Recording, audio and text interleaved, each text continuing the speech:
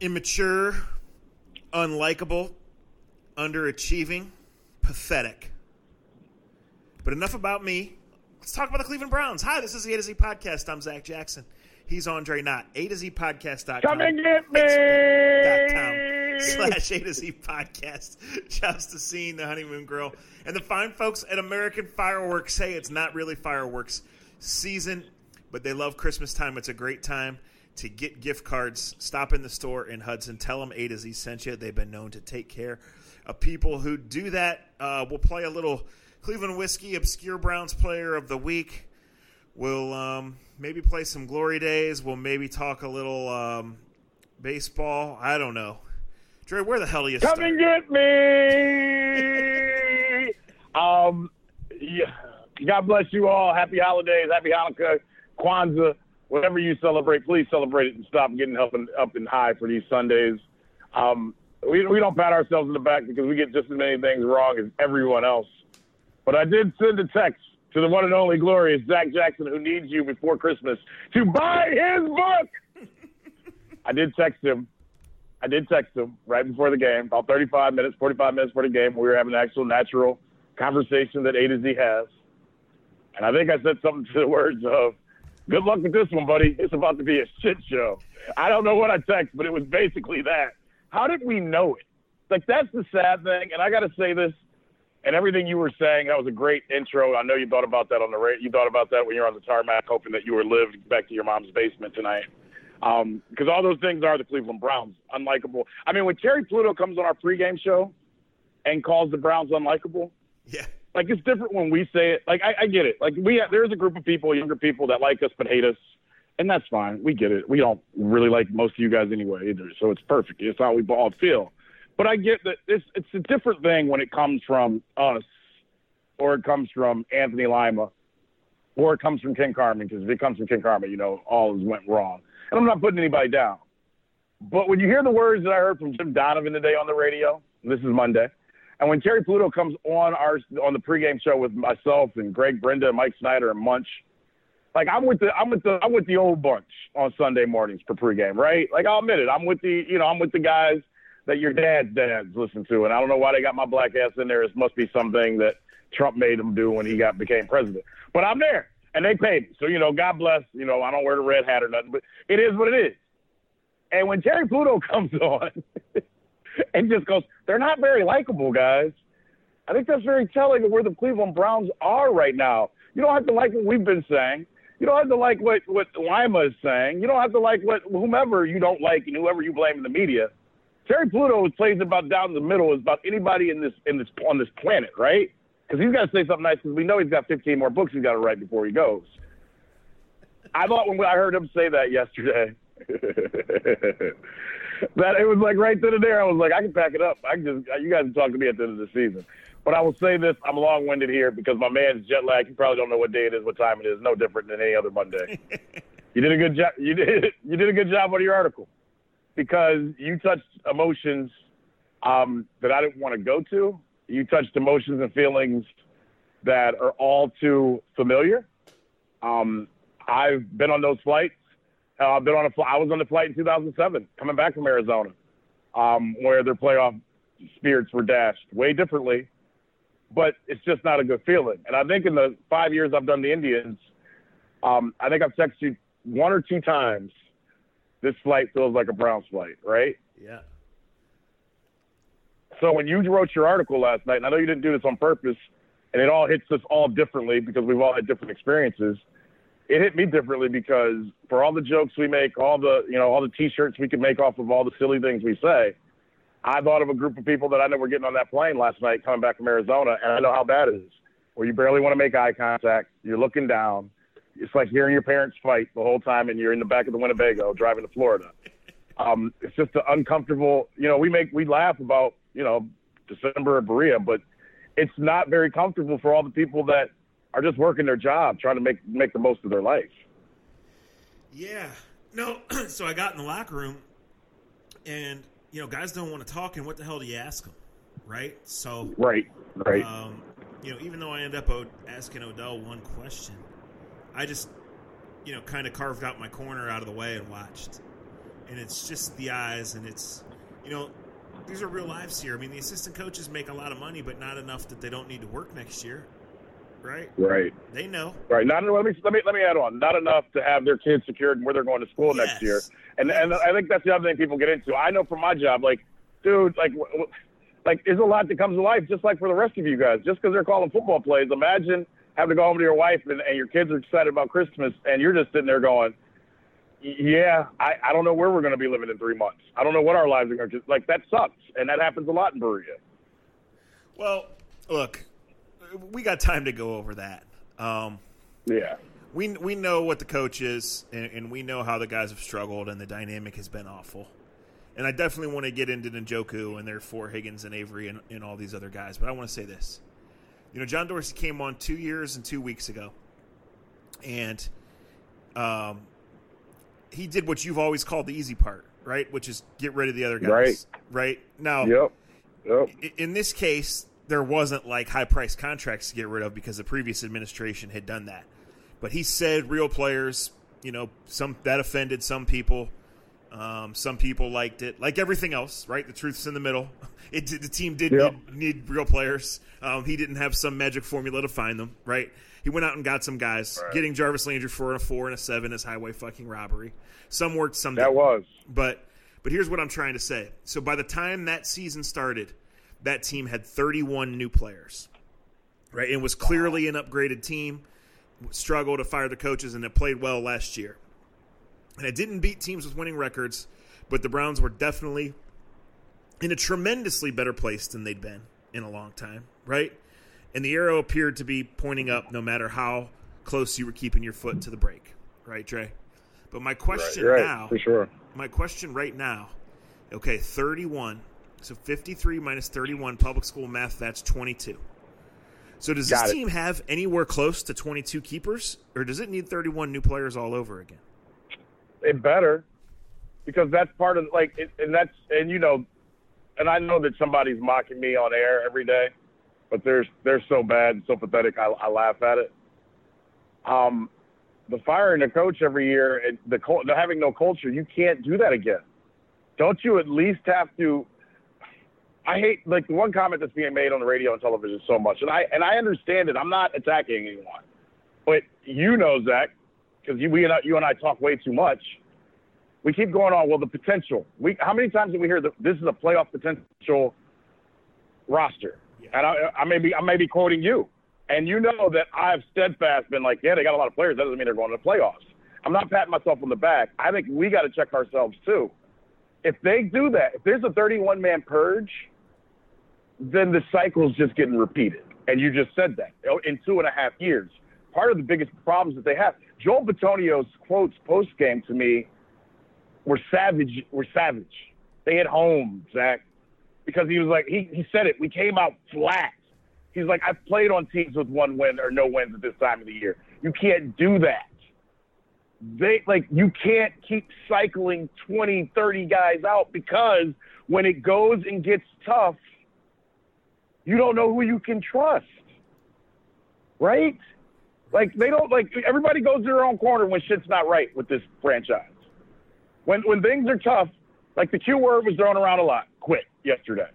And you guys know I don't like saying it, but if I was going to say it, I would say it about yesterday. I don't. And I don't know if it's because I think and I've always said, and I've said it a million times, and everybody doesn't agree with me, it's okay. I feel like there's a couple different buttons of quit when you're a professional athlete. And physically, to play football at the level that they're at, to win, you have to be willing to give up every limb and every digit on your body. And I think that it is human nature when you realize you have no chance in a snowball's hell. I think human nature in your brain makes you go, you know what? I'm going to be careful. I'm not saying it's right. Does that make sense? But I just think that's naturally what our minds do. There's only a special few that will go 110% no matter the situation, especially in the climate of the world that we live in with athletes, in my opinion. Are you saying that human nature plays into this, that these are real human beings, and when the atmosphere sucks, and when the chemistry sucks, and when guys are out for themselves, that other guys start to realize that and act accordingly? Are you making that outrageous statement? I am. Well, why do you think we watch all those fights in Popeyes over chicken sandwich? I was told. The same thing, right? Because people are fucking hungry, that's why. Right, and that motherfucking chicken ain't ready. Some guy got to punch somebody. Or like the guy, or when you see like the person at McDonald's get something thrown at them and they snap, like the manager snaps. Because it's like natural, like your mind naturally can only take so much shit. Like, I don't care who you are. Like, we bubbled over it a little bit. The Chris Smith situation was just not how you run things as a franchise. There are players on every NFL roster, and I know those rosters are – people don't sleep trying to figure out how the 53 best men and the guy that you can hide on the practice squad. I respect the hustle to keep a roster together and to build with it. But every team every year has situations going on the public isn't aware of, and you may hold on to a guy. You may keep a guy on the practice squad. You may put him on IR, but you take care of him because there's some other shit going on. Remember, weren't you covering Cincinnati when the defensive lineman from Penn State went through something and they put him I can't think of his name right Devin now. Still. And his Devin daughter Still. was Yeah. Devin Still. Yes. Like in the Cincinnati, like these things add up, Zach. When we don't see camaraderie, when we see, I mean, did you hear Kareem Hunt today? I know you were flying, so I'm not trying to put you on the spot. Yeah, I wasn't there, But but Kareem I Hunt did was see the video when I got back. I know. Yeah. But his quote is so damn honest. How is he like for a guy? And I'm not putting Kareem down. I think it's telling that a guy that's only been allowed to be in the locker room for like 3 months is basically telling everybody, yeah, everybody don't play hard on this team. Yeah. Dude, that's alarming. That is alarming. Hey, Kareem Hunt's been to dark places, and it's all Kareem Hunt's doing, right? But in this case, right. guys, Kareem Hunt has played on another team. He's been in another organization. His words matter at this point. Yep. You're right. You're preaching. I'm not mad at him. It opened my eyes because you have so many guys. Like the Freddie thing that he keeps going to with players that he doesn't agree with, I think this is where we can go into what you were saying with all the players. Look, it's okay for a coach and players not to see eye to eye.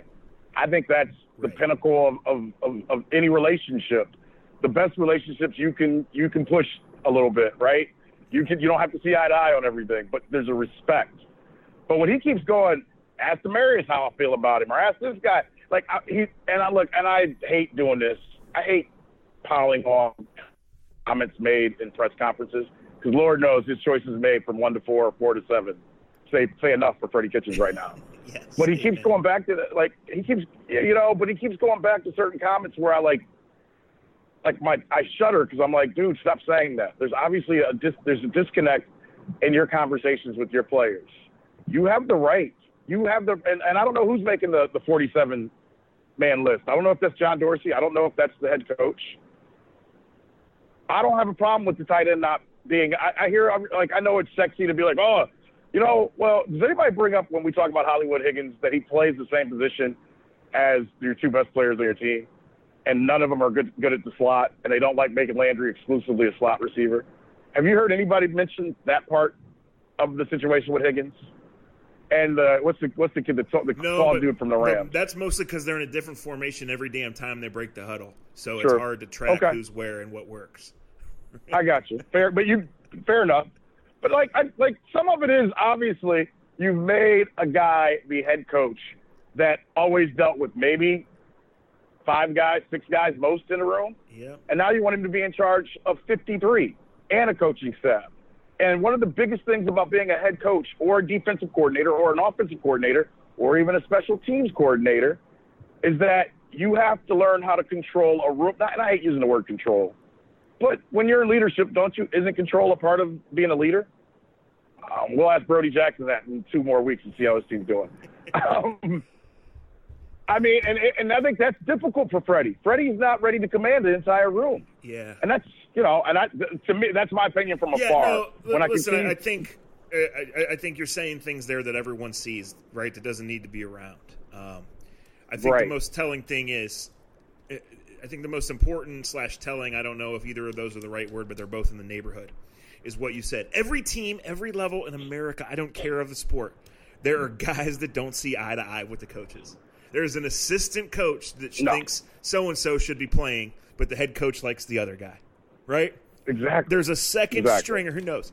You can't lie to the players, first of all, because they know. No. Yep. They know who's in the meetings. They know who's in the practice, and that's why, guys aren't. And I think in some cases they've tried to do the right thing and say the guys that have the right attitudes are going to get more time. But, when it just comes to a point where you got so many of these guys, and Higgins, who's just a guy by any athletic measure, but clearly has a rapport with the quarterback and has produced for the quarterback, and the quarterback is the most important person. Man, that's mystifying. And Njoku is who he is, and what he did or what he said or all of the above must have been bad for him to be a healthy scratch. At some point, the staff has to get those guys on board, or it's a lost cause. And this thing looks like a lost cause, right? I mean, an NFL game is not supposed to be over 8 minutes in, but yesterday's game was over 8 minutes in. And it's happened against the Patriots, who you should have been up for because they were the Patriots, and it's happened against an Arizona team who lost 6 in a row. And I said this already. We've always said this. I love when we play when we all do it. When we play the schedule game and we mark off and you and I, we've done a bit on it where everybody was like, you guys got to realize we're the homecoming game for everybody else. And Arizona had acted that way, did they not? They were like, oh shit, we got the Browns, let's go. Well, listen, when Kyler turns the corner every single time and sees nothing but green, he thinks he's playing Tulsa, right? Yeah, right. Well, here's the one thing. I don't know this. This is another outside looking in. This is another leadership thing, and Lord knows we got enough coaches that listen to this podcast. I don't know this for a fact, but when I see so many of these offensive players and guys like Demarius Randall kind of shoot off at the mouth and continue to have issues with the head coach for whatever they are, doesn't that play into how Odell Beckham was treated from the very beginning? Rule-wise? When you start making special rules for one guy or two guys or three guys, the quarter, I think if you don't have command enough respect, then you have no respect from everybody else. Does that make sense? Yeah, but I'm not saying it's okay. I still don't think where Odell Beckham was on May 17th has much to do with the plight of this Browns season. Yeah, on most franchises, you're absolutely right. In this franchise, they have to follow the steps still. It's like to teach my kid how to ride a bike. With my daughter, I had to put she was going to follow the rule book. She was a woman. She's a female through and through. She wanted me to put on, she wanted the helmet. She wanted to have the training wheels on, and she wasn't messing around. And when she finally did take the training wheels off, I had to put my hand on the seat and jog and run behind her until she was 100% sure she wasn't going to fall down. With my son, who has no fears, he never wanted to even have the freaking training wheels on, and he really didn't. And he just busted his ass 4 or 5 times and was pissed when I tried to hold him up. My point is, no matter who you're parenting, they're all different. You have to be able to parent them differently. But if you're not there for them and they don't trust you, then you got no chance to lead them. And you're right that Odell, what Odell did in May is they bought into that. It's not Odell's fault. But you do have to have some accountability with every man and be able for every man to look you in the eye and respect you. This team doesn't come off like a team that respects anybody but themselves. Every man is for himself. If our team still needs parented, then perhaps we shouldn't be going out and trading for Olivier Vernon and Odell Beckham and thinking that we're ready to play with the big boys. Right? No doubt. But we get excited early, man. Right? We get excited early, though. And that's the thing. It's not John Dorsey's fault either. You gave John Dorsey the keys. They've been begging. It's just like when the previous ownership handed the keys to the Walrus, to Holmgren. Yeah. You keep handing the keys, but you have to do it part of it until you build who you are. And I hate going through this, but I'm going to keep saying it. These guys are just doing what they're paid to do, and they're doing exactly what we would do in jobs. You give me a ton of rope and a ton of money, I'm probably going to take up a ton of rope. No, that's exactly right. And it's clear that with the quarterback that the checks and balances don't add up, right? No. His mechanics have slipped. His body language is awful. His numbers are awful. It's all bad. It's all bad with the quarterback right now. Yeah. Kyler Murray looked better than he did yesterday. It shouldn't be that case. And listen, I'm sick of hearing every team in this league, you get an egg because you lay one, right? You get your ass kicked right, one day. Right. And whether it's you don't have your right. guys or it's a bad matchup or the other team just brought its A game and stunned you early and the ball didn't bounce your way, it happens, right? But, like, this is 3 times they've gotten blown out of the gym. This is 4 double-digit losses. And this is a little thing, but this sums it up. We know about the T-shirt and we know about the guys chirping and all that stuff, and it's just a symptom of the whole overall culture. But remember a few weeks ago when the Ravens, there was a T-shirt on the sideline, and it said nobody cares, work harder, right? Yep. And over here the coach is wearing the Pittsburgh started it shirt a week later. Like, right. Like, it's amazing. It's amazing, man. It just, there's so many things to it. Like, how about this?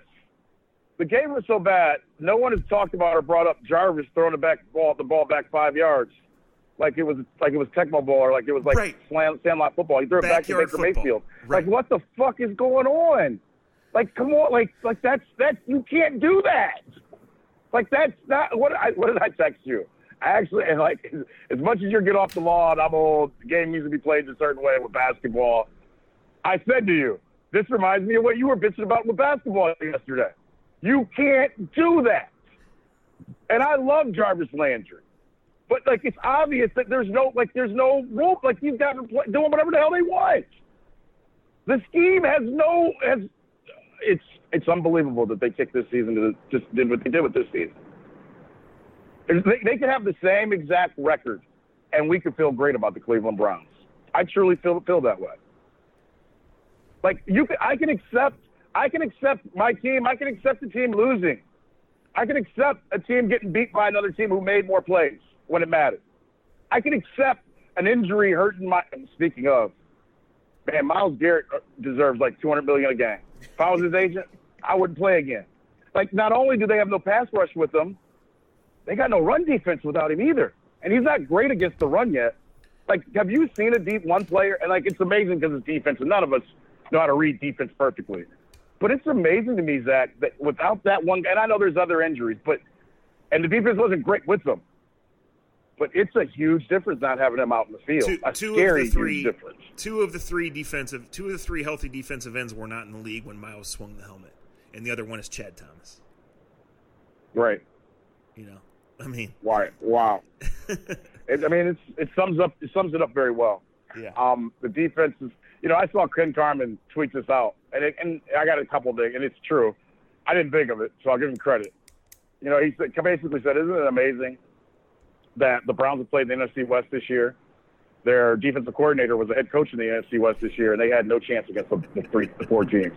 Now, in saying that, those 4 teams, that's maybe the best division in football right now. Oh, no doubt about you hit the NFC.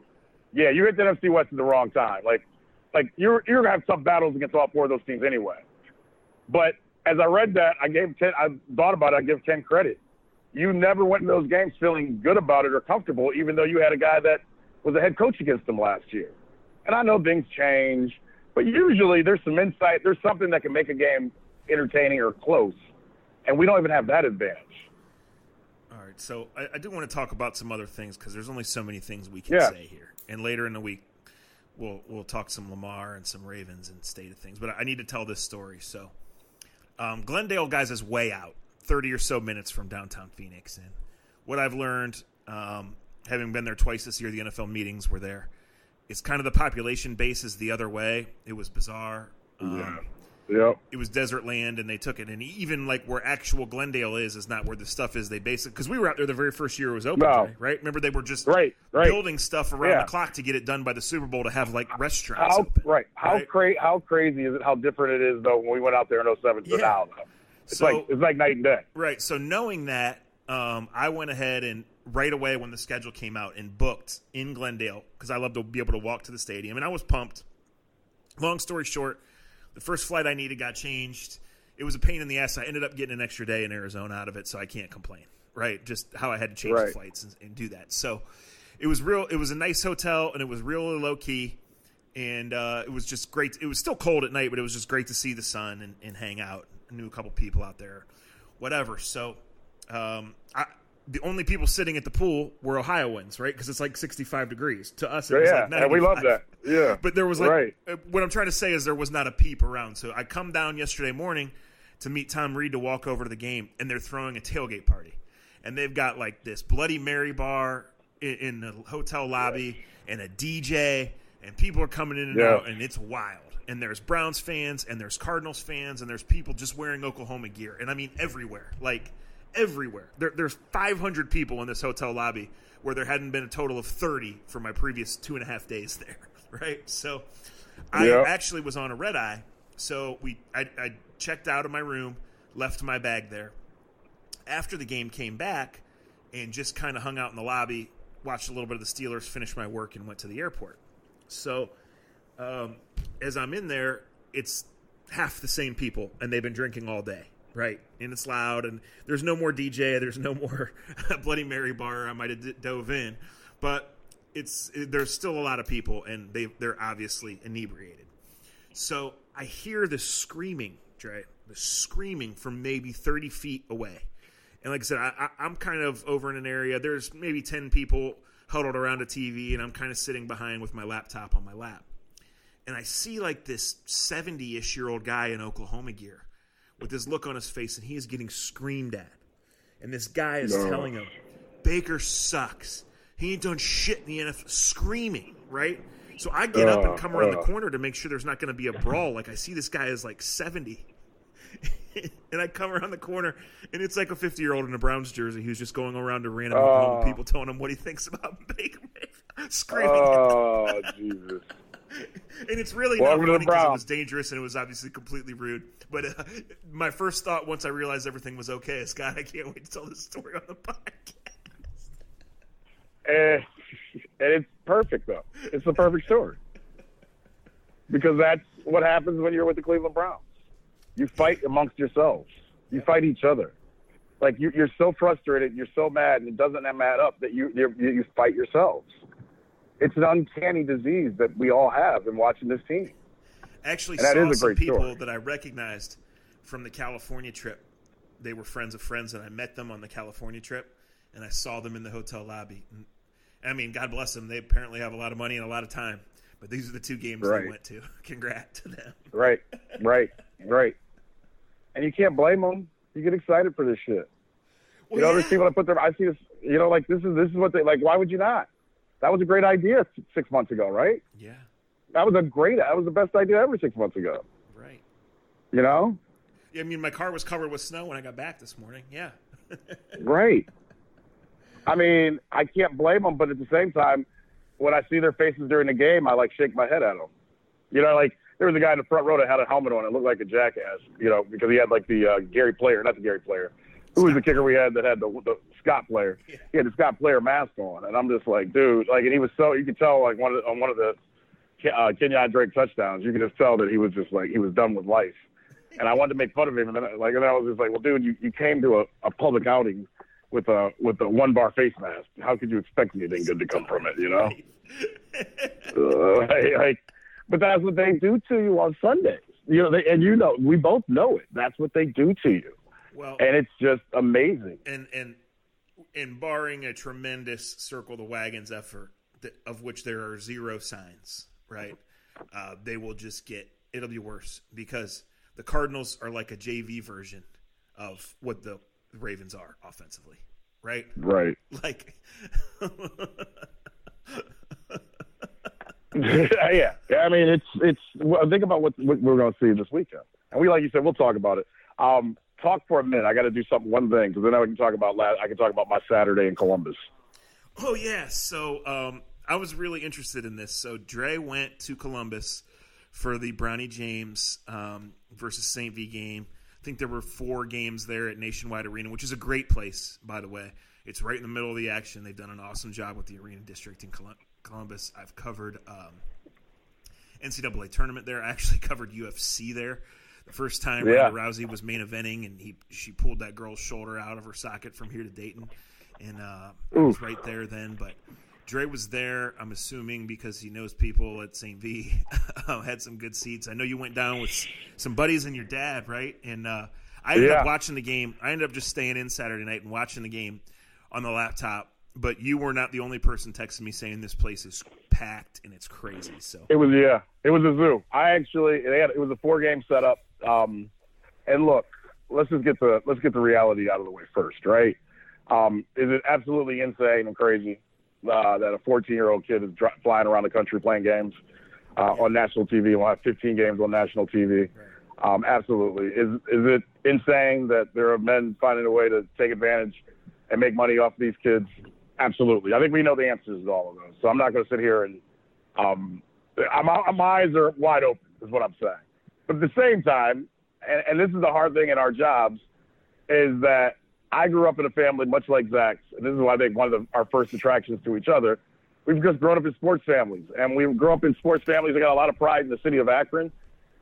We grew up hearing stories about I grew up hearing stories about people like Zach's dad and what Zach's dad teams did back when they were coming up. And, you know, like, and I know every city's like this, but I have a pride about it. I think in Northeast Ohio, but in Akron and Cleveland, and I'm not just making it exclusive with Akron, but if somebody made it out of Akron when we were growing up, Zach, you knew what high school, even if they didn't go to your high school, but you knew their stats and you knew somebody that played them, and we went and saw them. From Ricky Powers, from Quentin Brooks, from Robert Smith, from Desmond Howard, from Elvis, you name the names. And there's even names out, Antoine Winfield. There's names that didn't make it big, but there are names that when you were growing up, you went and saw them because you from word of mouth, you knew you had to see them play, right? And I was lucky enough to see LeBron play his first game, I believe, at Cuyahoga Falls, and Mike Menier was the coach for Cuyahoga Falls. Mike Menier is now assistant coach for Drew Joyce at St. V. I remember seeing LeBron at 14 years old and going, yeah, he's going to be pretty good. And I talked to Drew Joyce last week, who flew out, and Joe Vard did a great job talking about the flight Drew Joyce made to California to watch LeBron Jr.'s first high school game. Now, I busted Drew's balls and said he just did it to go scout, but he did want to go see. He wanted to be there because he was around LeBron at the first game. And I was talking about that with my dad on the way down there, and we actually went, and we made a whole day of it. Like, we went and got a good meal, and we went and watched all 4 basketball games. And it was fun because, for me, throw out all the cameras and prestige and the craziness that came after, at 8 o'clock when the big game was getting ready to start. It was a cool day to hang out with my dad and some really close friends and do what I did when we were 15, 16, 17, 18, 19, 20.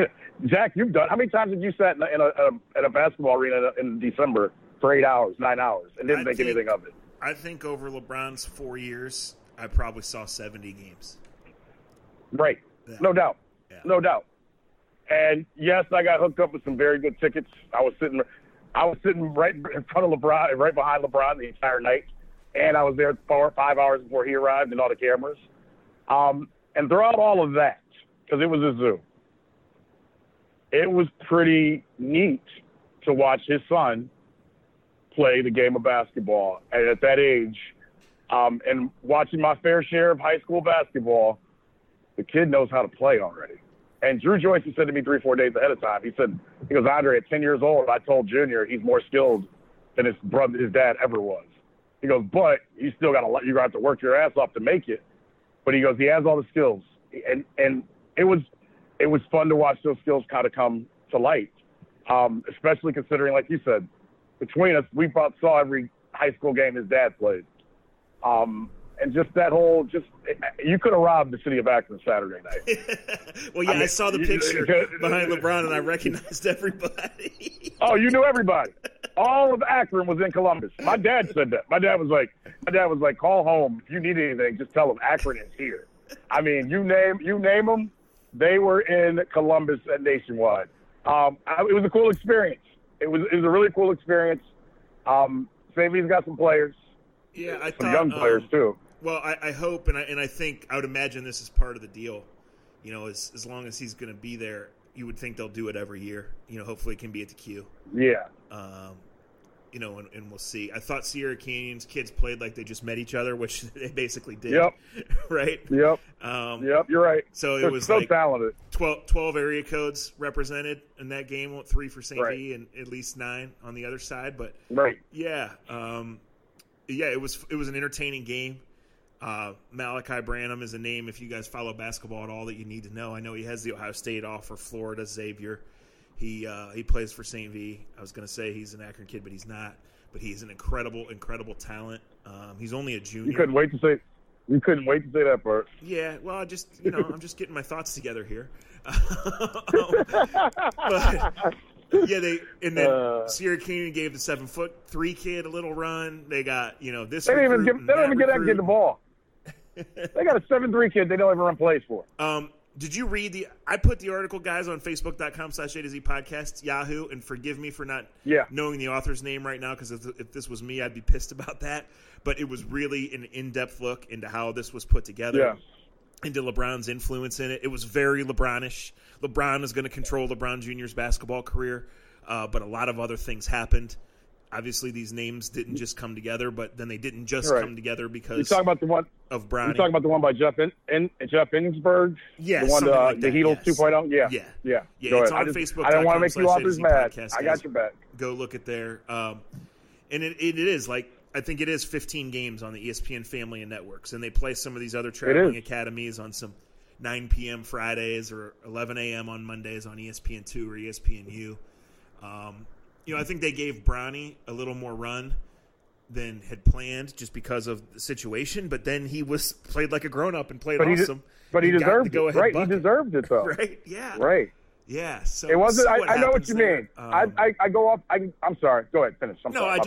It's fascinating to see what happens there, obviously, right? And just because of what his name and what his bloodline is doesn't mean that he's going to be great, but that is a tremendous amount of pressure in ways that most of the public doesn't even realize on a kid there. Right. Not to mention his dad doing what he did. And I'm fine with LeBron doing all that. I mean, he's into I mean, look, there's some weirdness to it. It's funny you bring that up. There is some weirdness to it. Yes. What's that?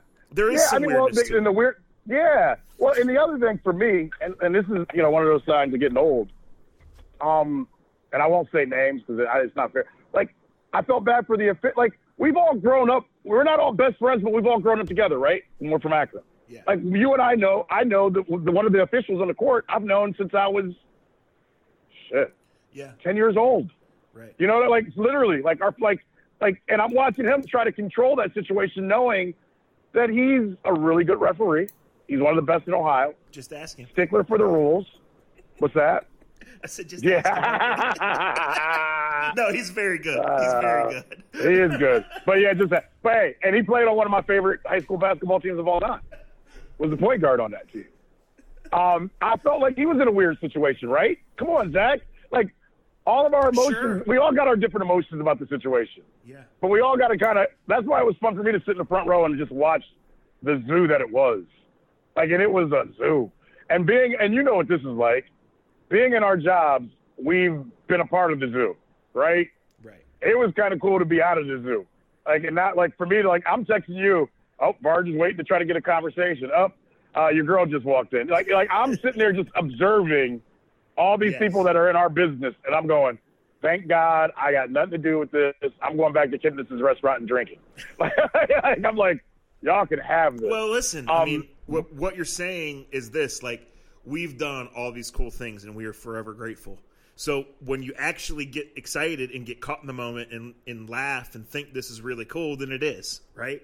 Right. I think LeBron getting in the dunk line in summer is over the top. I think him jumping up and down and screaming and coaching and falling back over his wife and living and dying with every bounce and a minute and a half left of that game is really cool because that's real. That's not fake. It's not at all. Right. That's not made up. That's not something for HBO that they've rehearsed 15 times. Right. It's real. And on the other hand of that, and I'll say this, and I'm not gonna make it a black or white thing. I'm just gonna make it a father-ing thing. With so many kids out here that never have a parent at a game, no matter how much you sat on the bench, Zach, it meant something that your dad and mom were there. Your mom and dad or your brother's too big, or your biggest fans are your mom and dad. And I know what it meant for me, and I know I've been around a lot of kids. I try to help a lot of kids. Man, when your mom and dad in their stands and you're able to do something in front of them, there's really no better feeling than that. So, look, he doesn't live in the world that we live in. He gets a little bit more. You got to cut him a little bit more slack. But when you see that genuine pride and happiness for his kid, if you have a problem with that, then you just are a curmudgeon and you just aren't a happy person. Yeah, hey, Like, you're right. Speaking of me being a curmudgeon, I've said this before. You know, when he left and it became obvious that he had planned this all along, I said, I don't, whatever. He won the title here. He earned his free agency. I said my one disappointment is not getting to see Bronny play. But after watching that, in my curmudgeon state, I am much better in the basement and on the laptop. Right. I'll watch those ESPN3 games. Yeah. I don't need that shit we're to gonna be in watch it. Akron. Yeah. No, we got lucky. We got lucky. You're right. Because it would have been. It wouldn't have been fun for us if he would have played every game in Ohio. Yeah, like it would have been. It's way better this week. Yeah, so I remember when the worm turned, and it went from people knowing about St. V and people going, famous people quote, or extra media, or games being have to move or put on pay-per-view. I remember when that turned into, okay, Deion Sanders is here. Okay, 60 Minutes is here. Okay, Shaq is here. Tickets are $50 now. Just the ridiculousness that it turned into real quickly. Right. Yeah. And it was... and it's there already. It's there as a freshman. Yeah. My one buddy that came with me, he kept saying, he was like, he goes, what becomes of any of these guys when they go to college? He's like, look at what their high school career is. Yeah. I tell you what though, they do have, like, they could have a line, they could have a front court bigger than anything like Kent State or Cleveland State will see all year. Right. Like they got some dudes that look like they could play for Michigan State right now. You know what I'm talking about if you watch college basketball. Big brutes that are athletic, that play defense and will knock you on your ass. Like they got some Izzo type guys where you're like, wow. Then they got a couple of Kansas guys. Or specifically the basketball culture at all, take the 10 minutes and read that Yahoo article about the building of Sierra Canyon because it's fascinating. It really is. I don't think I could come up with a better word for that. No. Baseball minute. We got to address it. Indians traded Corey Kluber. I don't know a ton about it. It feels like this is a precursor to another move. I could be wrong with that. Just your thoughts on that. I don't think so. I think that's the easy look from the outside looking in. I think this was done so they can keep Lindor. From what I would think, like, don't get me wrong. If the Dodgers blow them out of the water, then Lindor will go to the Dodgers. But this was, to get rid of $18 million, we can comfortably give Lindor 16, and we can still go get a second baseman and another relief pitcher. I think trades, like the Corey Kluber thing, and like I'm just going to be upfront. I'm not best friends with Corey Kluber. I would say we're really good acquaintances. I've texted with him since he was traded. I was one of the spokesmen for his foundation. I emceed his event the first 2-3 years. So I got to know him and his wife away from Progressive Field. I'll be honest, some of the things I'm going to say are a little awkward to say, but I'm getting ready to say. As a person, there's not many better. He's in the Phil Dawson forum of athletes that I've dealt with that I would trust with my life. They don't get much better than that. As a player, I get it. I get that he really hasn't been the same, in my opinion, since 2016's World Series. I know people hear that and they say he won the Cy Young in 2017. Yes, he did. Some of it had reputation to do with it. But his stuff just didn't have the same fight, didn't have the same look. He stopped throwing one of the best pitches in baseball over the last year and a half. And in saying all that, I hope he goes to Texas and wins 20 games with a 2.50 ERA. But there's no guarantee of that. He's at that mid-30 age, just like a running back. You don't know how many bullets a guy's arm has. And the Indians dealt from strength. They won 93 games last year without him. So tell me if this view is right. So, obviously the Indians are projecting that Corey Kluber's best days are behind him. That's not a personal comment, right? But the Indians, who have always been very good at evaluating pitchers, both young and old, right, are projecting that. Yes. Because Delino DeShields has one rare gift, but he's not. Yep. There's not a guarantee that he's even an everyday major league player, right? It's not a guarantee. No, there's not a guarantee he's even on the team. Right. So yes, you're right. So that's why I say it felt like a bridge to another move, but I don't really know because again, like I'm just the old guy griping. Like Madison Bumgarner signs when I'm in Arizona, I don't see it anywhere. Right? Like it's so baffling. Know it's amazing. Isn't it amazing? Yeah. And that's a big deal in baseball circles, but it's not in the rest of the world. A few guys, that is a guy that's the airport test, right? If you are a casual sports fan, that is one of the few major leaguers that if you sat in the airport like I did last night and Madison Bumgarner sat next to you, you know that's Madison Bumgarner, right? Well, over the last decade, you bet that's one of the faces of baseball. Yeah. And in the fall, like he's one of the faces. He's been one of the best in the league. That World Series performance was for the ages. Ages, right? He'll go down in the book. We'll never forget that. The other thing with the Indians thing, the relief pitcher they got, I've had 3 different people tell me that aren't related to the Indians. And I had one of the Indians pitchers, one of the starting pitchers for the Indians, I'll just say this, told me one of the nastiest pitchers they've ever seen in their life. I had a scout tell me that he has a chance to be one of the top 4 relievers in baseball if he can. He's 21 years old, throws 103 miles an hour, has a 100-mile-per-hour cutter. Still young, still figuring it out, has good control for a guy that throws 101. The kid has a chance to be elite.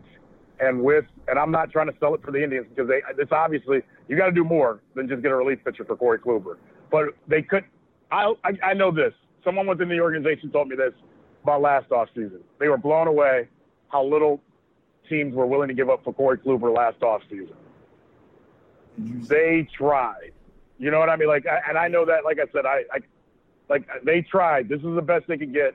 And I know with the bullpen rules changing, something that's not something that Terry Francona is happy about. Basically, I don't know if you know the rule, but the rule is if a pitcher comes in, they at least have to throw an inning. That takes a weapon away from Tito.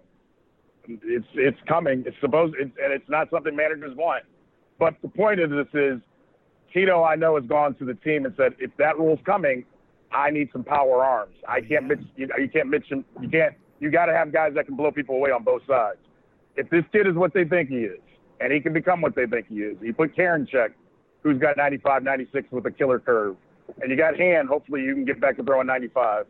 They're trying to build a bullpen with some big-time arms because that's how you got to compete in baseball. And to compete and get those type of arms, you got to do one of 2 things. You got to pay $10, $11 million like the Yankees are, or you got to get the guys before they become superstars, and you got to find them early. They're hoping they get 4 or 5 years out of this kid, and he becomes Andrew Miller. If he doesn't, it's a lot of pressure on a 21-year-old, but I think that's the way they're looking at it. It also gives them the flexibility to go out and make the lineup better, is what they better do. Because, like you said, DeShields can run, hasn't taken advantage of it. At best, Sandy Alomar helps turn him into a Rajai Davis-type player going forward. Right. All right, well, that's enough baseball talk till July. Thanks for listening to the A to Z podcast. Come and get me! All right, listen, guys. So we always do something special for Christmas. We have 2 ideas, maybe 2.5. We haven't nailed anything down, so we're not going to give any teasers. But this is Monday night as we record this. We will be back later in the week. We'll do our obscure Browns player of the week. We'll talk about some other things. And then hopefully, depending on schedules and all of that, we will record maybe it'll only be one. Likely it'll only be one, but I don't know. Our interview later in the week or early next week for Christmas being on a Wednesday. What we'll probably do is maybe drop that on Monday and then come back with a post-Christmas podcast. But enjoy the time, that you get. Enjoy the season. Not the football season, the holiday season. Bowl season starts this week. Bowl season starts this week. Can't say enough of how excited I am for Kent State and Coach Lewis. Saturday there's an NFL tripleheader. There's 3 obscure bowl games. There's 1 AA football. There's college basketball. It's a great time to buckle in and watch some sports. There's a bowl game on Christmas Eve night out in Hawaii, and then the NBA season starts next Wednesday at noon. So it'll be real interesting. It's good sports watching time. So thanks for listening. Thanks to our sponsors, but mostly thanks to you guys for helping this thing grow. So.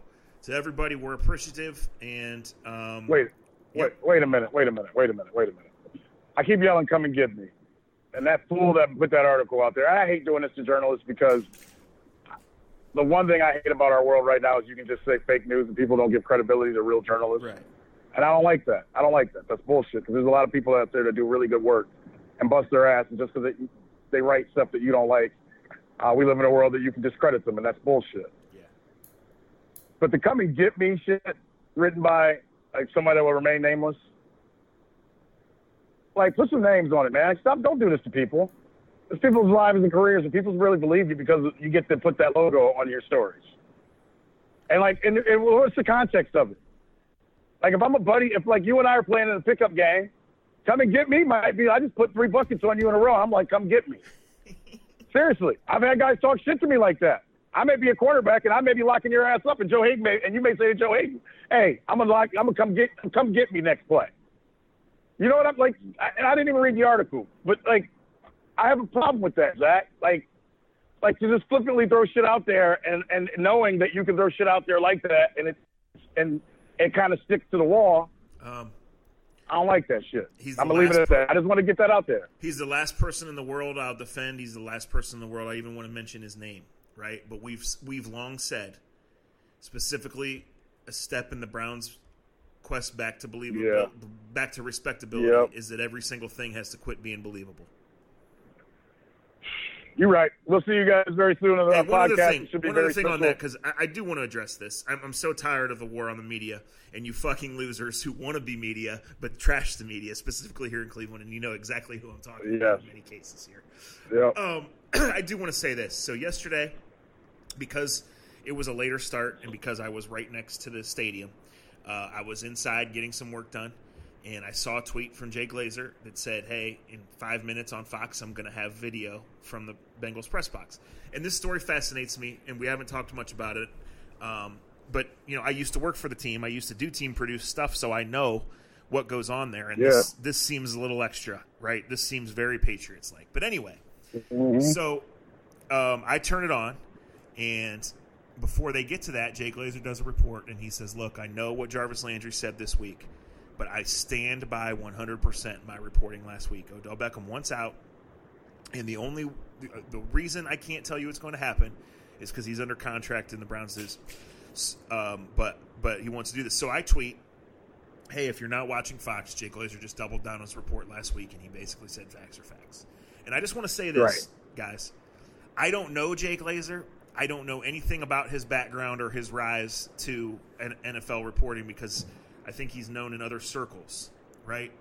Right. I want to give you guys an example. We fight like crazy for more access than our 15 minutes or our allocated 45 minutes during the season. 15 minutes is just phraseology, right? Right. Because we fight like crazy, sometimes we have to do things like report sources with no names on it because that's the culture we live in, and that's the NFL. But I just want to give you guys one example. We go to the preseason practices with the Colts last year, and we check in, and we go to our one area on the sideline where all the media folks are, and we wait for our 15 minutes, literally, of availability after practice.